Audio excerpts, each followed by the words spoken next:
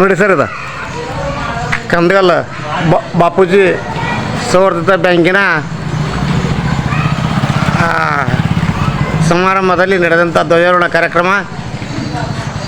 ಹಸಿರು ಧ್ವಜನ ಮೇಲೆ ಏರಿಸಿ ಆ ಧ್ವಜಾರೋಹಣ ಹಸುರನ್ನು ಮೇಲೆ ಏರಿಸಿ ನಮ್ಮ ರಾಷ್ಟ್ರಕ್ಕೆ ಅಪಮಾನ ಮಾಡಿದ್ದಾರೆ. ದಯವಿಟ್ಟು ನಾನು ಈ ಪತ್ರಿಕೆ ಮುಖಾಂತರ ನಾನು ಖಂಡಿಸ್ತೀನಿ. ದಯವಿಟ್ಟು ಈ ಲೈವ್ದಾಗ ನೋಡಬೇಕು. ದಯವಿಟ್ಟು ಇದರ ಇಡೀ all Karnataka, all India Pakistan ಧ್ವಜವನ್ನು ಏರಿಸಿದ ಜೊತೆ ಹಸಿರು ಧ್ವಜನ ಮ್ಯಾಕೆ ಏರಿಸಿದ್ದಾರೆ. ದಯವಿಟ್ಟು ನಾನು ನ್ಯೂಸ್ ಚಾನಲ್ಗೆ ಹೋಗ್ತಾ ಇದ್ದೀನಿ.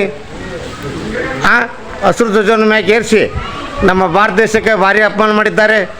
ಈ ಸಿಬ್ಬಂದಿಯವ್ರನ್ನ ನಿರ್ಗಮನ ಮತ್ತು ಬಾಪೂಜಿ ಪತ್ತಿನ ಸಂವರ್ಧಿತ ಸಂಘ ನಿಯಮಿತವನ್ನು ಇಲ್ಲಿಂದ ರದ್ದು ಮಾಡಬೇಕೆಂದು ನಾನು ಸಂಪೂರ್ಣವಾಗಿ ಆಗ್ರಹಿಸ್ತಾ ಇದ್ದೀನಿ.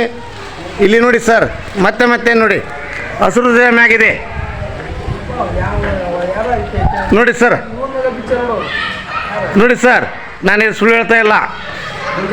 ಹಸಿರು ಧ್ವಜವನ್ನು ಮ್ಯಾಗೆ ಹೇರಿಸಿ ನಮ್ಮ ಭಾರತ ದೇಶಕ್ಕೆ ಅಪಮಾನ ಮಾಡಿದಂಥ ಬಾಪೂಜಿ ಪತ್ತಿನ ಸಂವರ್ಧಿತ ಸಹಕಾರ ಸಂಘ ನಿಯಮಿತ ಬಾಗಲಕೋಟ್ ಶಾಖಾ ಕಂದಗಲ್ ಇವರು ಮಾಡ್ತಿರೋವಂಥದ್ದು SR ಪಾಟೀಲ್ ಅವರ ಇದು ಒಂದು ನಿಯೋಜಿತ ಬಾಪೂಜಿತ ಪತ್ತಿನ ಸಂಘ ಆಗಿದ್ದರಿಂದ ಇದು ನಮ್ಮ ದೇಶಕ್ಕೆ ಮಾಡಿದಂಥ ದೊಡ್ಡ ಅಪಮಾನ ಕಂಡು ಬರ್ತಾ ಇದೆ. ದಯವಿಟ್ಟು ನೋಡಿ ಸರ್, ಇದನ್ನು ಏನು ಸುಳ್ಳು ಹೇಳ್ತಾ ಇಲ್ಲ.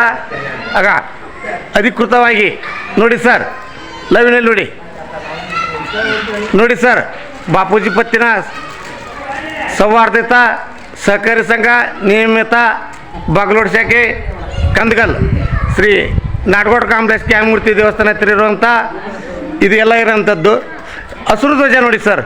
ಇಲ್ಲಿವರೆಗೂ ಆ ಸಿಬ್ಬಂದಿಗೆ ಮನವರಿಕೆ ಆಗಿಲ್ಲ ಅಂತಂದ್ರೆ ಇಂಥವ್ರನ್ನ ಇಲ್ಲೇ ಆ ಸಿಬ್ಬಂದಿಯನ್ನು ಇಡಬಾರ್ದು. ದಯವಿಟ್ಟು ಆ ಬಾಪೂಜಿ ಪತ್ತಿನ ಸೌಹಾರ್ದಿತ ಕೇಂದ್ರವನ್ನು ಇಲ್ಲಿಂದ ಹೊರಗೆ ಹಾಕ್ಬೇಕಂತೇಳಿ ಕೇಳ್ಕೊಳ್ತಾ ಇದ್ದೇನೆ.